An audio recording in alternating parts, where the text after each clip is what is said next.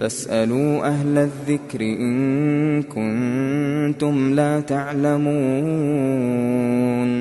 İbn Abbas radiyallahu anh bir gün oturub ağlayır. Ve onun tələbəsi yaxınlaşır ona. Soruşur ki, niyə ağlayırsan? Göstərir qabağında olan səhifələri. Tələbə baxır ki, görür Quran-ı Kərimdən olan ayələrdir. Yahudilərin başına gələn o müsibətdir. Allah subhanətələ onlara qadağan eləmişdi. Allahın qadağasını aşmışlar.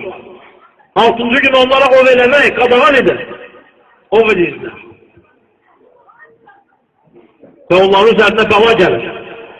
Bəzi insanlar onları dəvət edir, deyir, bunu eləməyin, bəla gələcək.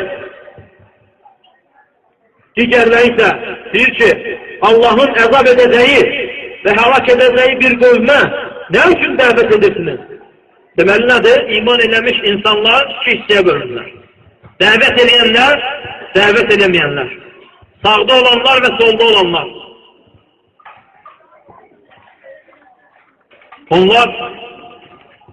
Onları deyirlər ki, Allahın hədlərini aşmır. Bunlar asmırlar. Və dəvət edənlər deyirlər ki, Allah subhanətələ sizin üzərinizə öz tərəfindən əzab və bəla göndərəcək. Səhər atılır, gedirlər onların yanına. Görürlər, çağırırlar, çıxmırlar onlar. Qalxırlar evlərinə baxanda görürlər ki, həyətlərdə, meymunlardan başqa bir kəs yoxdur. Allahu Ekber. Allah subhanətələ o qövmü meymunlara çevirir. Və düşürlər onların yanına. Meymunlar insanlardan olan nəsillərini, soylarını tanıyırlar. Gəlirlər, hər kəs öz qohumunun yanına. Və başlayırlar ağlamağa. Və onlara deyir ki, bu dəvətçilər, bəs biz sizi bu şeylərdən qadağan edib çəkindirmədikmi? Onlar da ağlayarak başları ilə hə deyirlər. Aşağı yuxarı edərək hə deyirlər. Və Allah subhanətələ xəbər verir.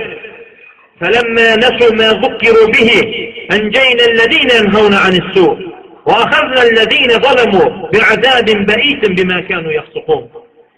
Allah subhanətələ deyir ki,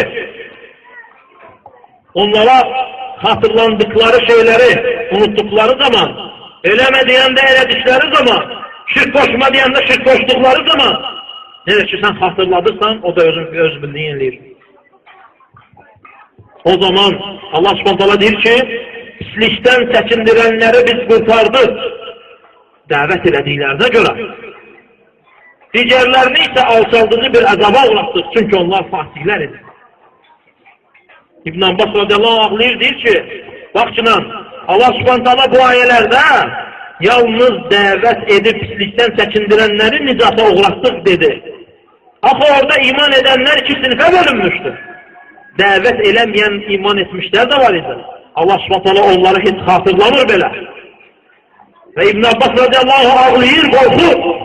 Deyir ki, vallahi bugün mən dəvət edirəm, pislikdən çəkindirirəm. Yaxşılığı əmr edirəm. Ən xeyirli zamanda yaşamış İbn Abbas. O İbn Abbas ki, ümmətin şibridir, alimidir, dənizidir, elm dəryasıdır. O qorxurdursa, bugün qorxmağa daha layık olan biziz.